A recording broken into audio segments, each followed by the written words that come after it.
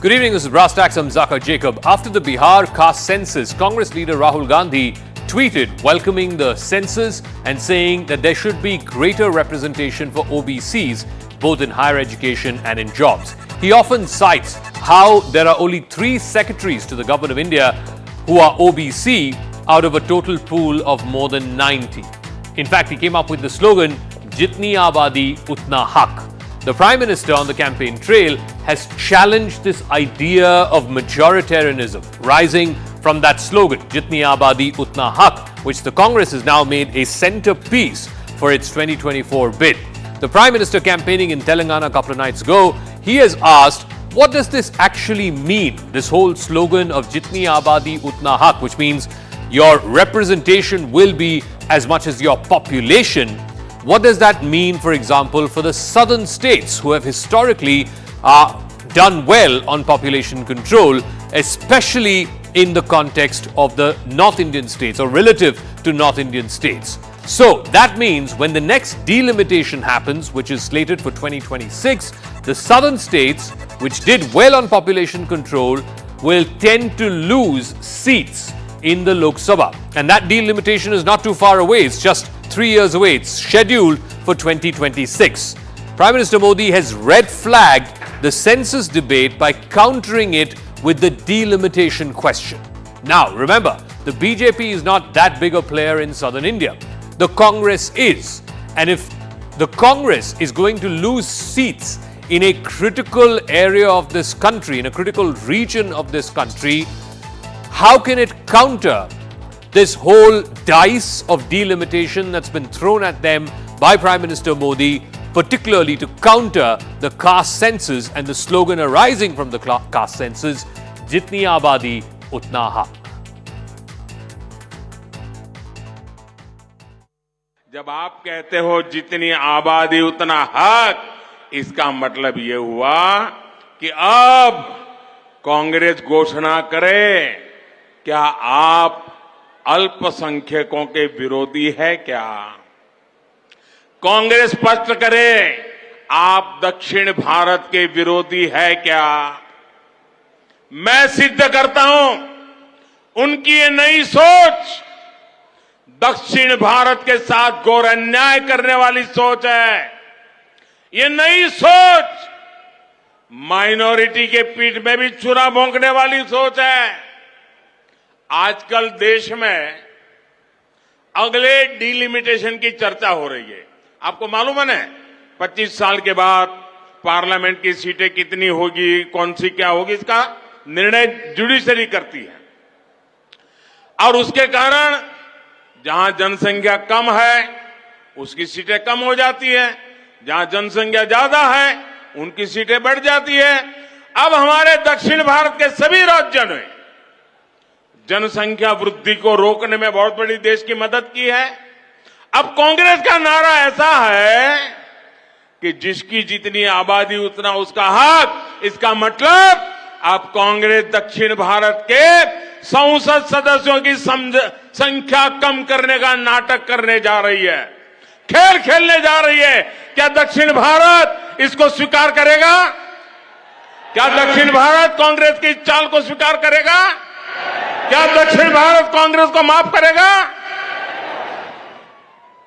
इसी विषय पर मैं कांग्रेस के नेताओं को साफ कहता हूं, देश को मूर्ख मत बनाओ, स्पष्ट करो क्या कारण है दक्षिण भारत के राज्यों को अन्याय करने के खेल खेले जा रहे हैं। जनता पार्टी की सरकार वो आरक्षण विरोधी है, वो पिछड़े दलितों को उनका हक नहीं देना चाहती है। जितनी भी नौकरियां आ रही हैं उनमें पिछड़ों के साथ अन्याय हो रहा है, दलितों के साथ अन्याय हो रहा है। बिहार सरकार ने आज जाति जनगणना के आंकड़े जारी कर दिए हैं। समाजवादी पार्टी बिहार सरकार को बधाई देती है। आज बिहार के पिछड़े दलित अल्पसंख्यक अति पिछड़ों को उनकी संख्या पता चल चुकी है, उनको उनका हक मिल जाएगा। देश भर में पिछड़े दलित अल्पसंख्यकों को उनका हक कब मिलेगा? समाजवादी पार्टी भारतीय जनता पार्टी से इस सवाल को लगातार पूछती रहेगी। कल से कांग्रेस ने एक अलग लाभ आरापना शुरू कर दिया है। ये कांग्रेस के नेता कहते हैं जितनी आबादी उतना हक। मैं कहता हूं इस देश में अगर सबसे बड़ी कोई आबादी है तो वो आबादी गरीब है, और इसलिए मेरे लिए गरीब ही सबसे बड़ी आबादी है। भारत के पूर्व प्रधानमंत्री मनमोहन सिंह जी तो कहा करते थे कि देश के संसाधनों पर पहला हक माइनॉरिटी का है, अल्पसंख्यकों का है, और उसमें भी मुसलमानों का है। अब कांग्रेस कह रही है कि आबादी तय करेगी कि पहला हक किसका होगा। यानी क्या अब अल्पसंख्यकों का हक कांग्रेस कम करना चाहती है क्या? हम तो हमेशा से इसके पक्षधर रहे हैं। तो सरकार आई तो सर आप मध्य प्रदेश में भी कराएंगे क्या सर? निश्चित, हम तो हमेशा से इसके पक्षधर रहे हैं। तो सरकार आई तो सर आप मध्य प्रदेश में भी कराएंगे क्या सर? निश्चित। All right, we'll show you in some time the exact sort of numbering, as it were, from some analysis done by other media reports as to how much the number of seats in South India might go down, and how this is now flipping the whole debate on the Congress party. If you're saying jitni abadi utna haq, then are you also saying that the southern states as a result of population control, losing Lok Sabha seats is okay because it's in keeping with Jitni Abadi Utna Haq. But how did this whole delimitation exercise come about? Now, the Constitution, when it was adopted in 1950, it mandated proportional representation. So, as per the population, you had states getting allocated a certain number of seats.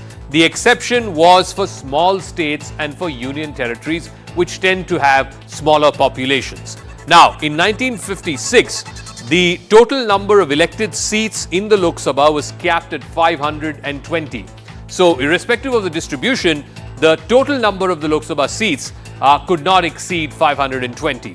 Subsequently, further amendments were made to the Constitution, which capped the number of seats at 552. Currently, the Lok Sabha has 543 seats. Article 82 mandates that the seat reallocation should happen after the census exercise every few years. Now, if you go on to see the last census that happened in 2011, in 1976, in fact, there was a freeze that was decided. This was in the middle of the emergency, mind you, that there will be a freeze in any delimitation exercise until the 2001 census, and that was in a bid to try and promote family planning. Then in 2001, when the Vajpayee Sarkar was in power, that freeze was extended by another 25 years because to promote further family planning. So 2026 is when the next delimitation is expected. The current seat provision in the Lok Sabha is based on the 1971 census. Currently, India's population is 1.4 billion. In 1971, it was about 400 million. So the point is, you cannot have a proportional representation system which is based on the 1971 census more than 50 years ago, because the demographics of the country, the demographics within regions and sub-regions has changed, and this also means that states which promoted population control and the benefits thereof are getting punished as a consequence of that. But there's also now the flip side in the states that are due to go to polls in the next few months, which is states like Madhya Pradesh, for example. Because of the Congress's OBC push, state leaders are pushing for more tickets for OBC candidates. In fact, there are 105 seats out of 230 in Madhya Pradesh where the upper castes play a dominant or a swing role. They can control which candidate wins. In those 105 seats, the Congress is expected to face some kind of rebellion because of its OBC push. The Brahmins are a dominant factor, and the Thakurs in 45, the Brahmins in 60 seats. By dominant, we mean swing factor.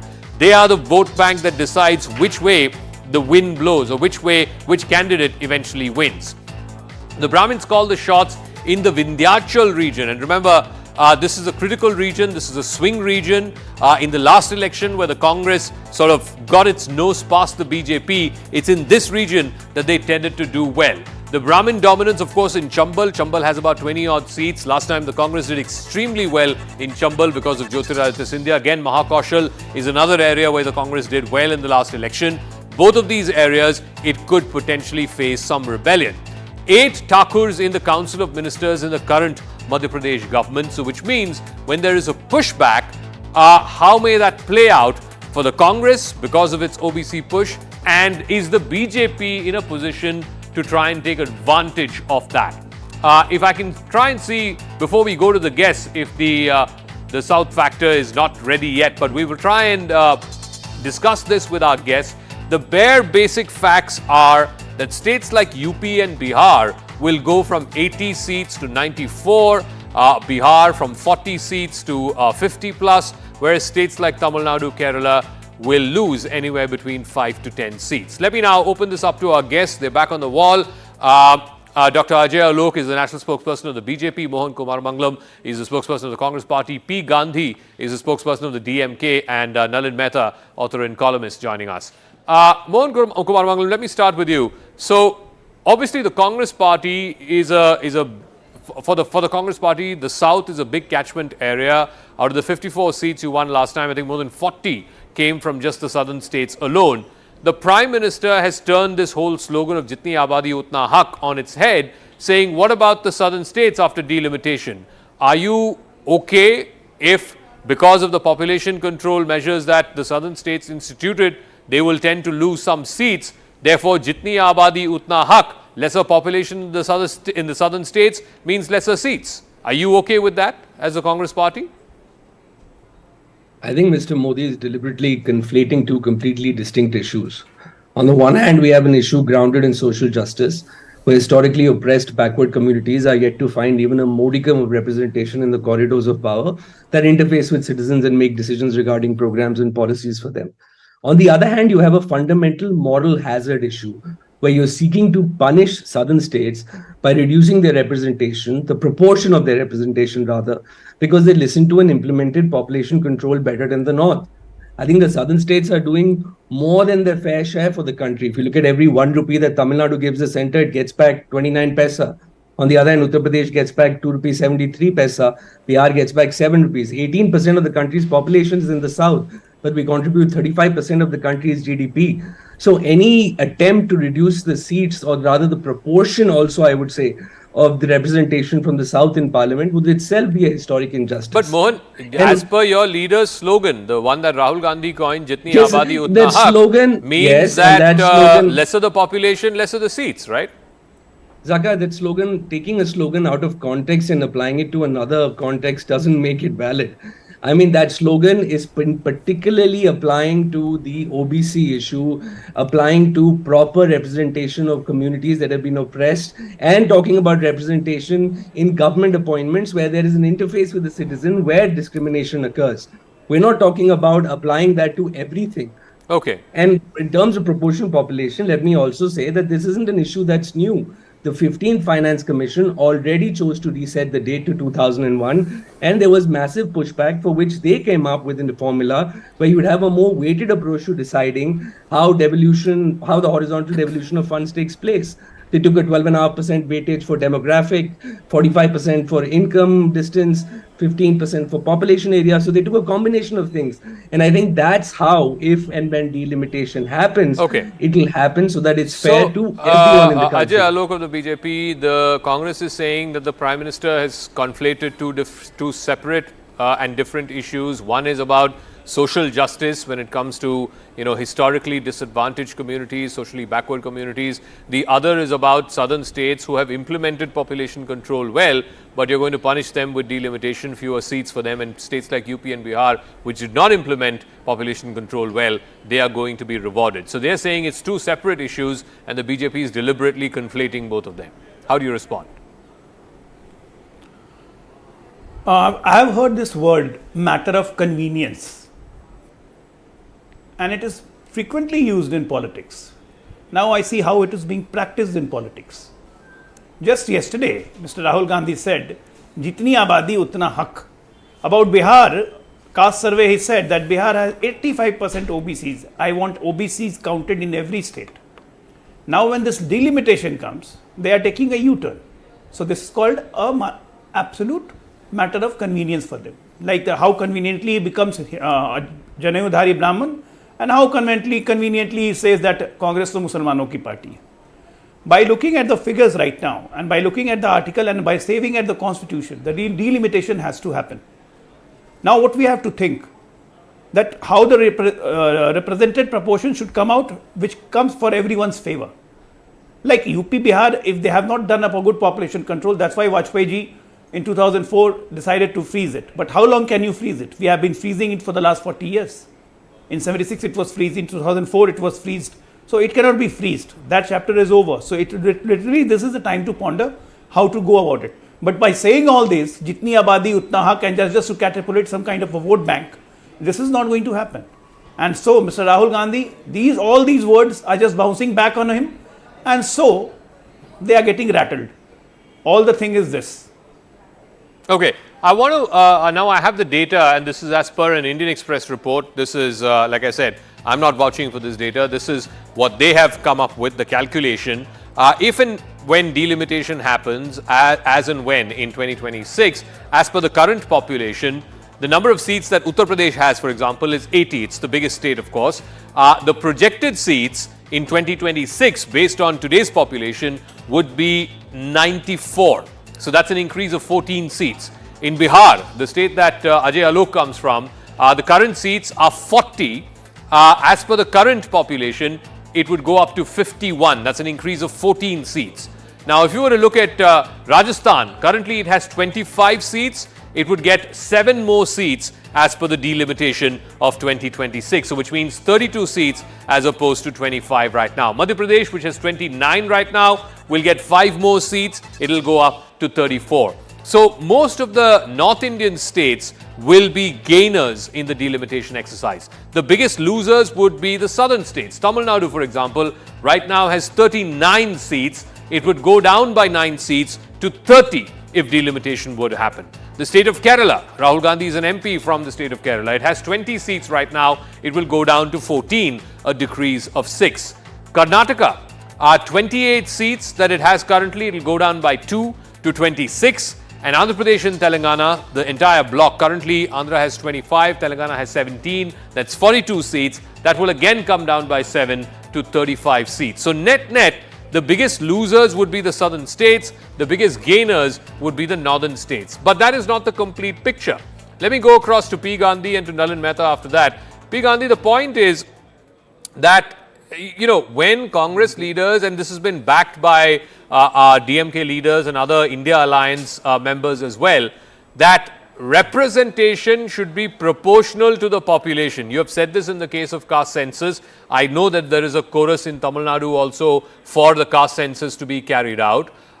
So if representation is going to be as per the population, as a proportion of the population, then you should apply that for delimitation as well. After all, that was the principle that was agreed in 1977 when it was frozen, that the Lok Sabha strength would have to be approximately 1 representative for less than 10 lakh people.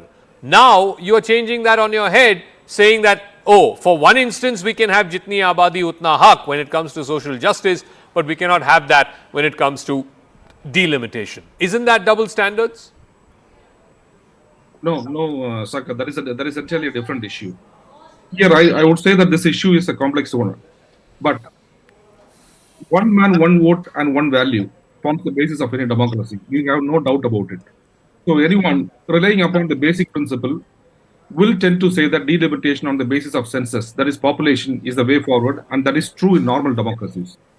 But when it comes to the Indian context, there exist many fault lines for this principle because our democracy is the most complex one in the world because of the structure of the independent India. See, independent India is not formed from a single unit. 565 princely states and 3 British presidencies joined together to form the Indian Union. All these units are different with diverse culture, ethnicity, and language. That is why they are later reorganized in the form of states on the basis of language through States Reorganization Act in 1949. See, further, what has happened is the different states performed differentially.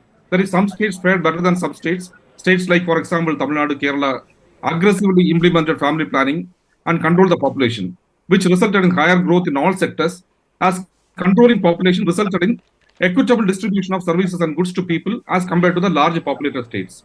Therefore, in all indices from education, health, law and order, southern states particularly like Tamil Nadu and Kerala fared better than UP and Bihar. Moreover, as my fellow panelist said right now, we are the maximum contributors to the union in terms of taxation. For every 1 rupee paid by Tamil Nadu, we receive only 29 paise back, and Kerala likewise it is 57 paise back. So giving more in terms of taxation, whereas getting less representation, this will only exacerbate the mistrust already which. No, but Mr. Gandhi, what then is the solution? The basic problem is this, that in Tamil Nadu, for example, after delimitation, one member of parliament will be representing something like 4 or 5 lakh people. In Uttar Pradesh, one member of parliament, as per your suggestion, if delimitation were to be frozen, one member of parliament will be representing 15 lakh people. You cannot have, a 1:3 ratio for the same one member of parliament. As you said, if the principle is one man, one vote, you can't have one man representing 15 lakh people in one state and one MP representing 5 lakh people in another state. Fully agree. The only solution which we can foresee is to follow the US model. Here, the governance is divided. The governance of the legislative powers are divided between the union list, state list, and concurrent list. Whereas the union list has got 97 subjects, the maximum subjects in the union list, and the state list has got 61 subjects, and the concurrent list has got 52 subjects. The only resolution here is like in US, the maximum power should be devolved to the states. That means maximum subjects from the union list should be transferred back to the states, and the union should hold only 2 or 3 powers like external affairs, defense, post and telegraph, and railways. No, one sec. That's almost like you were saying how it was with Jammu and Kashmir and the Indian Union before abrogation of Article 370. But I'm not sure that. I don't think that is the idea of the Union of India. Ajay, Alok, very quick rebuttal. Nalin is also waiting very patiently. Mr. Gandhi saying that ultimately the union government should just control the external sort of factors, external affairs, finance maybe, defense, etc. The rest of it should be devolved to states. This is the breaking news for you, Jaka. Because what he suggests, this is the breaking news for you, because what DMK is suggesting, that India should go on the presidential form of government then. Like what the US I'm not has. talking about presidential Again, form it's of a matter government. of convenience. So let's be very clear. That's what you said. That's what you said. Let's have US form of government. You just want to import something from the US government and something for your convenience. Is that how the constitution of the country runs? Maximum powers are given to the states. I'm not talking about presidential I do understand. But when you adopt, but when you do adopt something, you adopt something. You don't adopt what it in I'm bits trying and to say chips. is, you cannot hold I'm just getting your point. Your point is your matter of convenience. That's what I'm saying. The people should be represented. But in the Indian context, if you go by that principle, and if you are giving more powers to the union, then states will be affected, because states are the entities here. India Article 1. What I'm saying, you cannot have your way. You have to follow the Constitution of India. Like what Zaka said, maybe representing 50 lakhs or 20 lakhs cannot be compared to MP representing 4 or 5 make his lakhs. point. I'll come back to you. Mr. Gandhi, please yield. Please yield. Yeah. Let Ajay Alok make his point. Yeah. Ajay Alok. Zaka, you cannot take bits and chips from one place and bits and chips from other place. We have our Indian constitution and we have to follow that. We have to abide by that. You cannot have your convenience. For his convenience, he's saying let's adopt from the US constitution and let's give power to the state. But when we are going to adopt the US constitution, then why we shouldn't adopt the presidential form of government? Then he will have a problem. So you cannot have your convenience. Rahul Gandhi will say, jiski abadi utna haq, but when it comes to delimitation, he never thought of it that what will happen to South. So it's just a matter of convenient politics for them. They are not thinking in terms of constitution. They are not thinking in terms of how to go about it. Now they are rattled and they are just trapped in their own net. So let me ask Nalin Mehta this, and this is one second. Let me go to Nalin Mehta, please. Nalin, the other thread, and I referred to this at the top of the show as well, what is happening in the states that are going to polls now, in MP for example, this is a classic example, where Congress leaders, particularly OBC Congress leaders, are now demanding a greater share. And the Congress, and you know this as a pollster, the Congress has never been known as an OBC party. In fact, Mandal in the 90s, along with, of course, the Ram Janmabhoomi movement, was really what decimated the Congress in northern India. Now, is this Rahul Gandhi's way of reinventing the Congress as an OBC party? Will that necessarily work? Because you're not just taking on the BJP, which is now, far from a Brahmin Banya party, it's an OBC and Dalit party. You're also taking on the Hindi heartland parties. You're taking on the Samajwadi Party, the RJD, etc., which are, in their true right, the OBC parties of North India.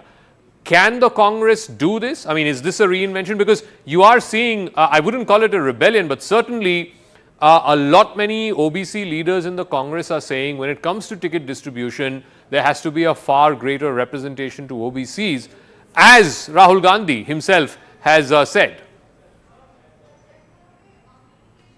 No, you're absolutely right, Zaka. And I think what Rahul Gandhi has done is that he's reversed years of Congress policy by batting for the on behalf of the OBCs in the manner that he has done. What that has done is that, I think the Congress was trying to there are multiple axes in Indian politics, as you know. I think the Congress used the axis of caste to break open the axis of Hindu unity, as well as the fact that the OBCs had largely moved towards the BJP in the last 4-5 years. What the Prime Minister has done is that he's fighting it on 3 other axes. By raising the class factor on the poor, by raising the factor of religion, by saying who's the biggest in terms of minority or majority, and also on the factor of region, about the north-south divide. I think 2 points arise here. One, the opposition thought that it's got a new issue leading up to 2024, and it puts the BJP on the back foot. At least that was the aim of the opposition gambit, because it can't be seen to be either opposing or the caste census. What this has actually done is that it's given the Prime Minister and the BJP an opportunity to put to go on the offensive again, and to raise all of the issues which the Prime Minister has now raised. The Congress, in fact, your network today has carried a story that in Madhya Pradesh, the Congress is struggling to get that many OBC candidates. There aren't that many OBC candidates necessarily who can win, and there is a fair bit of discomfort at multiple levels of the Congress at this gambit. Okay, so Mohan Kumaramangalam, this reinvention, if that is the idea, I don't know if that is the idea, but the reinvention of the Congress as an OBC party will also hit the hurdle that on the one hand, you're accusing the BJP of being anti-OBC, but their biggest leader is an OBC. Whereas in the Congress, I can't think of big OBC leaders that you have. Yes, Mr. Baghel is, Mr. Gehlot is, but they are state leaders. In your national leadership, who is your OBC face? You're on mute, Mohan. You have to unmute, please. I apologize. Yeah. So I was saying that, yes, so you talked about the leaders whose names I was saying at the same time when I was on mute, but I was saying that increasingly you'll see as state leadership matures, them moving to the center. You may be right. I think the Congress inward also is doing a lot of reform. We're getting more and more OBC and Dalit leaders to the fore. You'll see that transformation. But this isn't an argument about whether Congress as an organization has enough OBCs in our party or not in leadership positions. It's a question of whether we have enough members of the OBC community in positions of government, because that is where caste discrimination occurs in that interface. And when Mr. Gandhi said Jitni Abadi Utni Haq, when he was talking about that, he was talking about that particular notion. Now, Zaka, there are a bunch of other things. I'll maybe try and paraphrase what my friend Mr. Gandhi said from the DMK, because he's referred to the US system. But I think what he was trying to say was that the more you delegate administrative powers to the state, the less it will matter if it's 10 lakhs or 5 lakhs that a member of parliament is representing, because his domain of control, or rather the amount of interface that he needs with his electorate, will not be as severe, because a lot will be delegated to the state. I don't necessarily agree with him, but I'm paraphrasing what he's saying, because that was lost in the conversation when Mr. Alok went on his US presidential trip. The other thing I'll say is that, and I don't know why you didn't bring this to the fore, Zaka, is that Mr. Modi said in his speech that the South will lose 100 seats. So either your math is wrong, or Mr. Modi is back to his usual politics of fear-mongering, which he does so well. I mean, I know that Piyush Goyal said maths didn't help Einstein discover gravity, but surely maths can help us restore some sanity. Altogether, the South has 124 seats. How are we going to lose 100? Secondly, nobody's going to lose any seats. If the seats were frozen in 2001 in Mr. Vajpayee's term, and there have been a number of studies that say that, including I think one by Milind Vaishnav for the Carnegie Endowment, which says that if we make sure that none of the parties lose any seats, we'll have to increase our number of parliament seats to 848. That still won't solve the problem we're talking about now, because there is such a healthy polarization and distrust between North and South, mostly created by the BJP, by forcing legislation such as NEET that have been protested against ad nauseum in states like Tamil Nadu, or by continuing to perpetuate Hindi, Hindu, Hindutva, that kind of culture and monoculturic values across the country, that there is such a big distrust that proportionality becomes one of the most important things, which is that if you now suddenly have a larger proportion of MPs, then your voting power is now shifted towards the North, and any legislation that the North would want and the South would oppose would get passed anyway. But that proportionality principle back in 1976 was based, when it was frozen, was based on population. So you can't have proportionality when it comes to South and North, but not having proportionality when it comes to population. But anyway, I think Nalin wanted to make a quick rebuttal. I'll come back to Ajay Alok after that. Yeah, Nalin. I wanted to make the point, Zaka, that what Rahul Gandhi has done is that he's opened up a Pandora's box. The thing is that once you open this up, you don't know where it's going to end up, because if you take the logic by its of this Jitni Abadi Utna Haq, that means that you will have to remove also at some point the 50% ceiling on reservations, which the Supreme Court has put in the Indira Sahni case. Now, are you going to be ready for that? It also means that, I think the Prime Minister is absolutely right. The logic then applies to other domains as well, whether it's region or caste or other things. So I think this is a big Pandora's box, and you really don't want to open up a new axis of social strife by opening this up. No, so if that is indeed the direction in which this is moving, Ajay Alok, that opposition states will now start saying, why are we having this 50% cap? Remove the 50% cap. Let's breach the 50% cap. Is that something that the BJP is okay with? See, BJP has been okay with this, but we have a structured way to do things. Like EWS was also brought by UPA, but the Supreme Court rejected it. Now, when we got it in such a manner that the court had to accept it. So there is a way of doing things. Just by shouting OBC, OBC, OBC doesn't mean that you have done something for OBC. Now, today in your program, I declare as an official spokesperson of the Bharatiya Janata Party that BJP comes to power and OBC will be the Prime Minister. There is no doubt about it. Whether we come by power, absolute majority, or how come, our Prime Minister will be OBC. Can Mr. Kumaramangalam say that on your show, that his Prime Minister is going to be OBC? He will not. Just ask him if he can say that. So this is the hypocrisy. They just say because it's a convenient politics for them. They are never serious with their doings and their actions. As far as polarization goes, who went to Wayanad? And who said that South people are more cultured and more decent, and their approach of working is different than what we see in the North?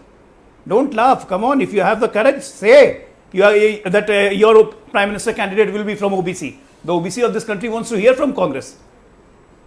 Mohan, final word, 10 seconds, I got to wrap up. Yeah. This is a comical assertion. Because Mr. Modi is an OBC and there is this Prime Minister candidate, he can say that. We haven't decided on who's going to be the Prime Ministerial candidate, and if at all, we'll have one before the elections. So this is sort of a rhetorical question. There's nothing to respond to here. I'll tell you why it's a realistic question that you will be confronted with. Though you have to declare a face, because there's going to be Mr. Modi's face, larger than life. No. We don't have every election rally, this will be asked of the India Alliance, Modi versus who? I'm sure you will ask the question. No, not me. I mean, the BJP will ask this, right? It's going to be Modi versus who? That's a question you will be asked. I think the public today is. I think the public today is at that point where they're saying anybody but Modi. The second thing is when you are championing Jitni Abadi Utna Haq, the cause of the OBCs, surely the people of India would expect you to project an OBC face. Zaka, this is above my pay grade to tell you that what what the India alliance, if at all, will Again trapped. project a face.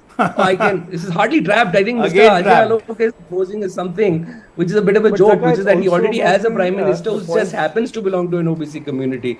Okay. How can I, for the India alliance, make an assertion that any particular person is going to be our prime minister candidate? I can't even make an assertion that we have a candidate Okay. yet. All right, let's leave it at that. We'll see how the story plays out, because I think these are very, very important, perhaps even seismic changes that will happen to the landscape of our polity. We haven't got to that bridge yet. It's going to be in 2026, but it is something that we need to contemplate and figure out how best to take along everyone, whether it's north or south, whether it's more populous states or less populous ones, because the idea of proportional representation should be fundamental and central in the way in which our power structures are organized and our power is distributed and devolved. But we'll move on now. There's been a huge diplomatic showdown, of course, between India and Canada over the last fortnight or so. It began with Canadian Prime Minister Justin Trudeau making public allegations from the floor of the Canadian Parliament that Indian agents were involved in the killing of Hardeep Singh Nijjar. Now, the Indian government has rejected these claims as absurd. It has said that if there is anything specific by way of evidence that the Canadian authorities are willing to share, then India is willing to cooperate in that probe. Now, it's been 2 weeks. We have not seen any evidence that's been shared either in the public domain or privately with Indian officials. Meanwhile, Canada has moved out about 40 odd of its diplomatic staff, primarily from its missions outside New Delhi, Bangalore, Chandigarh, and of course the one in Mumbai. They have been moved out of India to places like Singapore and Kuala Lumpur for reasons of parity, as was demanded by India when this controversy began. Now, what is the way out of what is easily the lowest point in diplomatic ties between Ottawa and New Delhi? Joining me now is a renowned international journalist, columnist, and of course the host of Fareed Zakaria GPS on CNN. Fareed Zakaria, welcome to CNN News 18. Let me start off by asking you, it's been 2 weeks now since Justin Trudeau made those public allegations, stood up in the Canadian Parliament and said that there were credible allegations that Indian agents were linked to the killing of Hardeep Singh Nijjar. But in these last 2 weeks, we haven't seen any evidence either in public or in private. First things, why do you think he did what he did, going public with these allegations? And do you believe that if he had the proof, he would have shared that either publicly or privately with his Indian counterparts by now?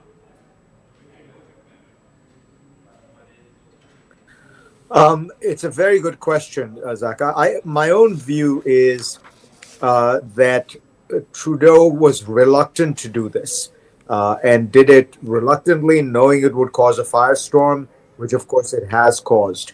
But my sense is that the Canadian, investigative intelligence system works fairly independently, and it presented him with what it saw as a compelling case. And I believe there was some efforts to get the Indians to cooperate, and they didn't go anywhere. And at that point, he decided, he had to go public with it, because my guess is that there will probably be some kind of judicial process at some point. Maybe there's likely. I'm guessing there will be an arrest. If there's an arrest, there will have to be a trial. So, in order to kind of forestall any kind of a bombshell coming out that way, my sense is Trudeau did what he did.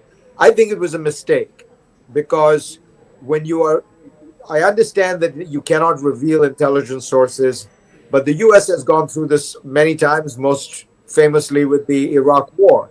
If you are not able to reveal intelligence, you're not going to be able to convince other people, and you're not going to be able to convince people. That nobody has that level of trust anymore in government. And so the Trudeau government should have decided, look, if we have this proof and it would reveal sources and methods of intelligence for us to publicly show it, then we can't go public on the charge. But they did. And as I said, my sense is they were motivated by this this sense that this is going to maybe go public anyway, because there will be an arrest, there will be a trial. But they've ended up in a situation which I'm pretty sure, having spoken to some people in the Canadian government, they regret. That Canada does not want to have bad relations with India. But here we are. But the response from the Indian side, and it's been ballistic, if I can use that word, because India has come straight up, denied the allegations. It's also halted any visas for Canadians who wish to travel to India. And today we have news that about 40-odd Canadian diplomats have already been moved out, as was demanded by India on day one when these allegations were made, that there should be parity. How does one come out of this? Well, it's a very good question. And just to be clear, the charge is explosive. And so the Indians, I think, are responding, in a kind of similarly vigorous way, because at the end of the day, were the charges to be true, it really is outside of the norms of anything that I know that India has done. It's very rare for a democracy to operate like that. You would normally make the case to the Canadian government, ask for extradition, ask them to place the person under house arrest, some version of that process, which, if you remember, happened with the Huawei case in Canada. So it's an explosive charge. The Indians have, as you say, completely denied it. I think there has to be a way, because these are two countries whose long-term interests are entirely aligned. It would be a mistake in terms of foreign policy on both sides to not recognize that there is a greater strategic kind of vision to keep in mind, which is that India benefits a lot from good relations with Canada. Canada benefits a lot with good relations with India.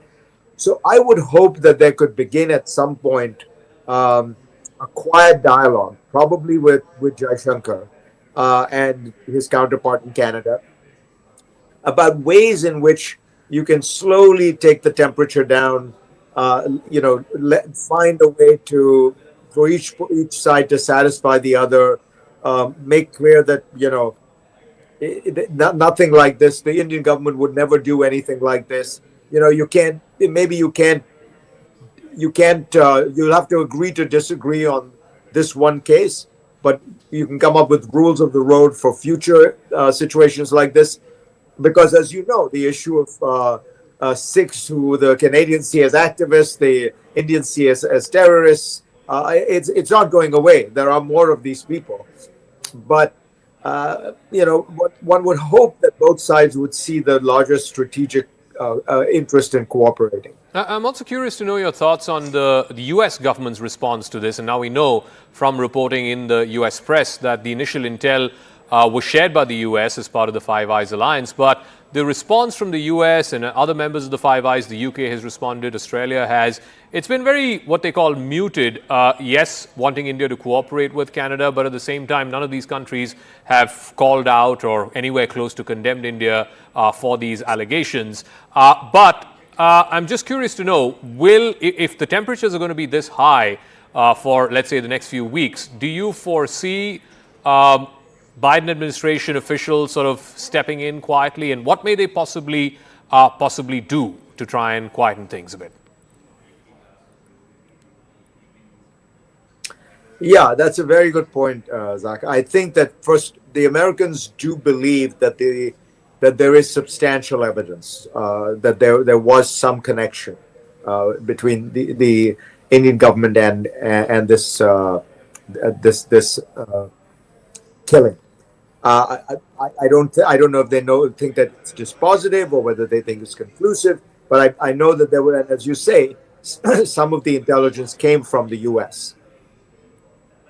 I think that the reason they don't want to make a big deal out of it, as we're all aware, is the U.S. has made a strategic decision over the last 3 administrations to have a much closer relationship with India, at a full spectrum relationship that involves defense, foreign policy, economics, technology, and they don't want this to screw things up. Now, the problem will be that there is likely to be, as I keep saying, this trial. If there is an arrest and a trial, this problem does not go away. If there isn't, and that in that situation, I think your suggestion it seems quite plausible that the Americans will try in some way to intermediate or to quietly broker a rapprochement between Canada and India, but not if this kind of takes on the trial takes on a life of its own. And the complication here is that could happen without Justin Trudeau doing anything, because the Canadian system, both of their version of the FBI and their courts are very independent, and they're not going to wait for government approval, and they're certainly not going to accept the Justin Trudeau telling them to shut this down and bury it. So that seems to me the problem. This has taken on a kind of quasi-judicial turn where it may have a life of its own, and one has to hope in some way that the case fizzles out. One of the concerns Indian officials, when they speak privately, they say is Canada, and I think Jaishankar said this when he was in the US just a few days ago, that the problem is this whole permissive environment for elements that they believe are, secessionists, separatists, this whole idea of a Khalistan. Time and time again, Indian officials say, there is no resonance for Khalistan in Punjab. It's only in the diaspora, and even in the diaspora, it's a very tiny minority. Do you see action being taken? And by the way, it's not just Canada. I mean, the concern that India has when it comes to these quote-unquote Khalistani elements is they're there in the US, they're there in the UK, in some parts of Australia as well. But seemingly in those jurisdictions, in those countries, there has been some visible action. In Canada, nothing so far.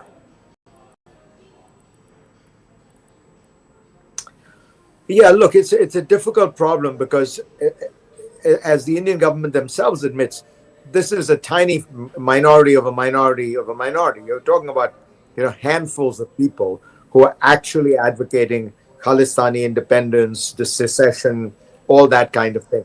So the problem is, what is the nature of that activity?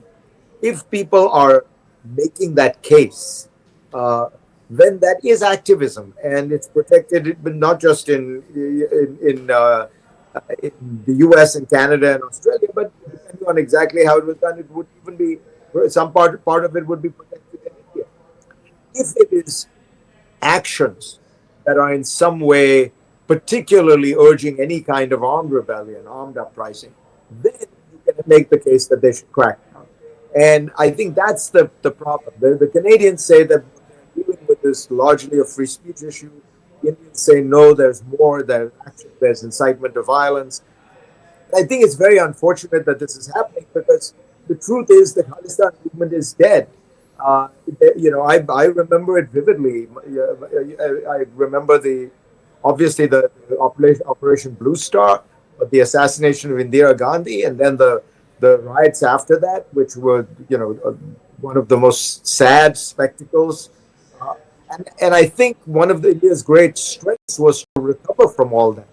I mean, think about this: Manmohan Singh's brother-in-law was killed in those anti-Sikh riots that took place after Indira Gandhi's death. And that man's, the brother-in-law then becomes the prime minister. So you had the ability for the country to heal from all of this. And now my fear is India is going to go back into that. And I hope that doesn't start casting suspicion on ordinary Sikhs or ordinary Punjabis who have no interest in this. That's the danger of all this. You're playing with fire. I want to come to a couple of domestic questions, domestic in the US. We've seen these pretty, spectacular scenes this past week of the Speaker of the House, Kevin McCarthy, being voted out by some members of his own party, sort of engineering this coup against him. And now there's already speculation about former President Donald Trump possibly being some kind of an interim speaker. He's also said he wouldn't mind the job if it was just an interim arrangement. How realistic is that possibility? And if that were to happen, what may the next few weeks and months look like?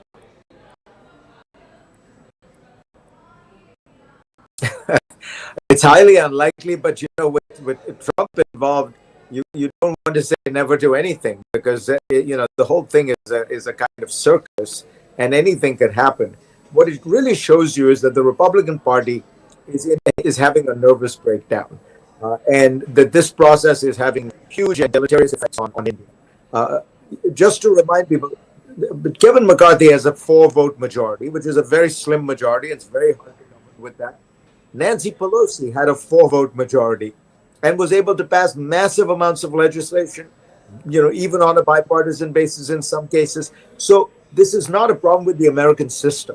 This is a problem that you have one party that is in free fall because you have within it a group of people who really kind of want to burn the house down, who are anti-establishment, multiplied by 1,000. Now, how you handle that is going to be very challenging because, the next guy is going to face exactly the same problems Kevin McCarthy did. I don't think Trump will actually do it because Trump doesn't actually like government. He likes campaigning. If you become the Speaker of the House, now you're responsible for bills and you've got to actually get legislation through, and you've got to, for Trump, Trump is a great talker. And being on the campaign trail is what he loves. That's why he is so irritated by all these trials, because they're keeping him out of the campaign trail. So I would suspect that he won't do it, which means that they will have to find somebody, because right now you have a very strange situation where the interim speaker cannot do very much. You can't bring, for example, a bill to the floor. Yeah. And how do you get the budget passed? How do you get all the priorities of the government passed? It's a truly unprecedented. We've never been in a situation before. And one of those priorities, and this is my final question, is about the war in Ukraine. The next speaker, whoever he or she may be, will have influence on the trajectory of funding, U.S. funding to Ukraine for continuance of this war. So it does have very real world consequences. But I'm also curious to know from you what your assessment of is where the war stands right now, because it seems like the Ukrainian counteroffensive hasn't had the kind of desired impact. And at this stage, it seems very unlikely that Ukraine may be able to regain all the territory it's lost since this war began. So where does it go from here? Well, you put it exactly right. The counteroffensive has not gone as well as expected, largely because the Russians built very strong defensive lines. They've essentially created 3 lines of defense. First, landmines. Second, very deep concrete trenches. And third, artillery, tanks, and armored vehicles. So in order to actually get back the territory, you have to go through all 3, which is very hard, very costly in lives and ammunition.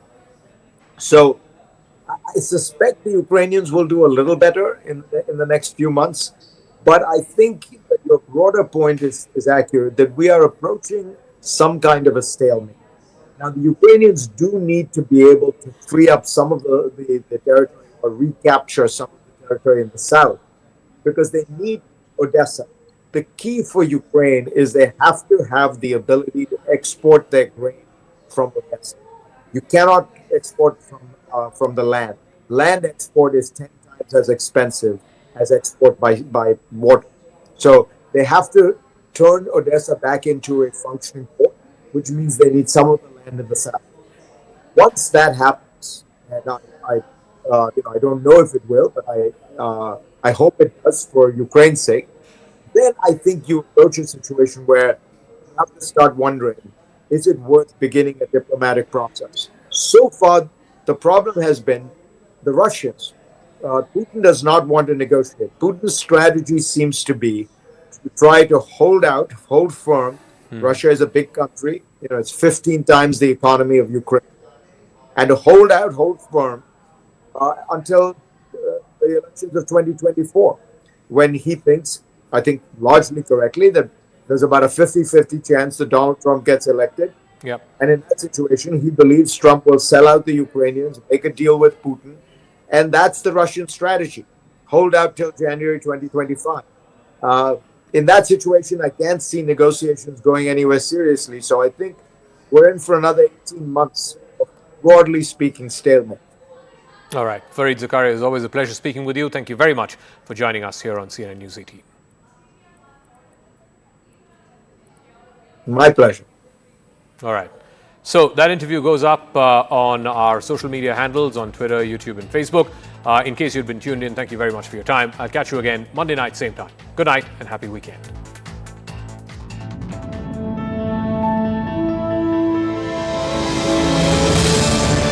The wrong aspect is that apparently a lot of those coverage was being funded by Chinese-linked forces. The bent of those news reports seems to be more questioning India versus what is Chinese propaganda. Don't you think that that is something that should come under the scanner?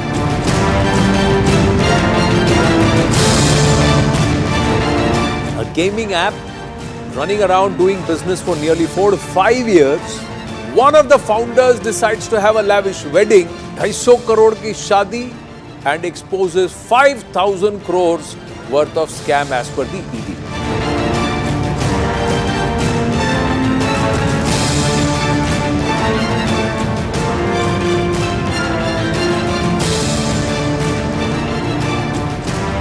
There was some sort of sense that the language on the war, for example, was diluted. Great admiration goes out to the team around Prime Minister Modi, not only about Russia and Ukraine. Yeah. It has so many other very important areas tackled in a very constructive way.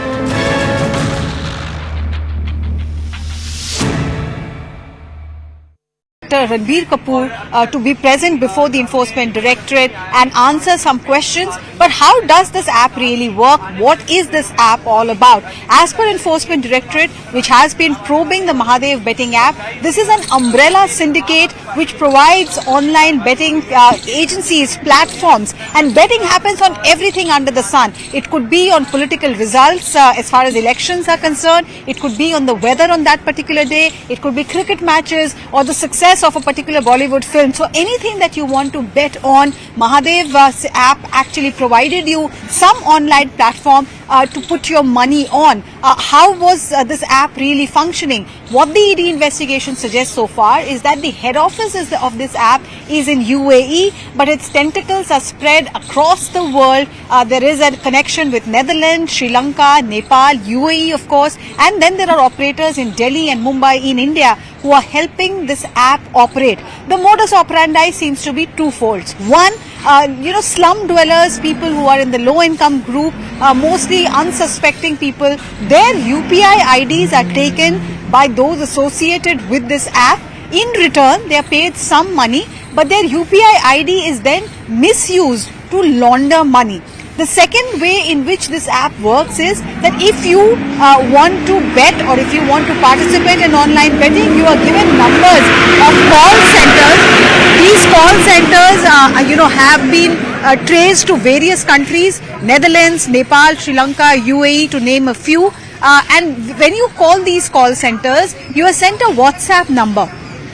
On this WhatsApp numbers, bank transaction UPI details are to be shared, and once the bettor actually shares his UPI or bank details, then some money is transferred into his or her account, making that player satisfied that he is getting a return for the kind of money that he has placed on the betting app. But that is only step one. What really happens after that? There are a panel of operators associated with this betting app. The numbers being put forward right now is 4,000 to 5,000 panel operators, each one of whom are earning about 150 to 200 crores through this modus operandi. And the ratio of profit sharing with the Mahadev app promoters is 70-30. So 70% of the total earning is transferred to the promoters, 30% of it is kept with these panel operators who are associated. That is broadly the modus operandi on which the Mahadev app is working. Even payments that are being made, there are a lot of celebrity endorsements to make this app popular, make this gaming app popular, betting app popular. There are celebrity endorsements, and ED suspects that they are all paid through Hawala channels. So the money that they are fraudulently earning They are trying to round trip it and pay it to celebrities via Hawala channels. That is what Ranbir Kapoor is likely to be asked as to how was the payment made to him when he was promoting this particular app. This entire racket actually came to forefront after one of the promoters' wedding in Dubai, in the UAE, caught attention. About 250 crore was spent on that wedding. Cash payment in dirham was made. The wedding planner was also paid in cash worth, hundreds of crores of rupees. There was a private jet that was hired, and that money also from Nagpur all the way to Dubai.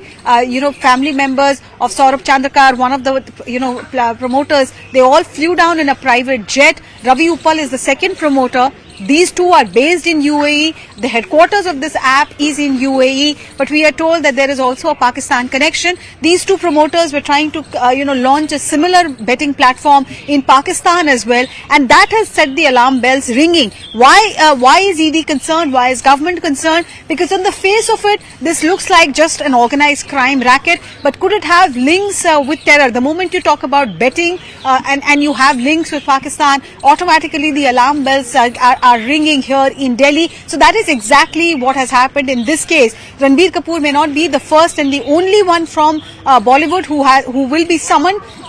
A list of about 17 people, Bollywood A-listers, who have helped this app by promoting them or participating in that high-profile wedding, and all payments have been made through Hawala transactions. There are a number of Hawala operators also who are part of this racket. ED plans to question all of them to figure out what is the extent of this money laundering that is happening. 5,000 crore is the rough estimate, but the number could go up, is what ED officials say. They've already attached property worth 417 crore, arrested 4 people, carried out searches at multiple locations. There is a non-bailable warrant from a special PMLA court in Chhattisgarh, in Raipur, against the promoters, based on which ED is also wanting to get a red corner notice issued. But this is just the tip of the iceberg. What the ED officials say is that this betting app and the way it was operating, the tentacles of it could be running deep into Indian society, from the top level of Bollywood right up to slum dwellers in cities like Mumbai and Delhi. Mahadev.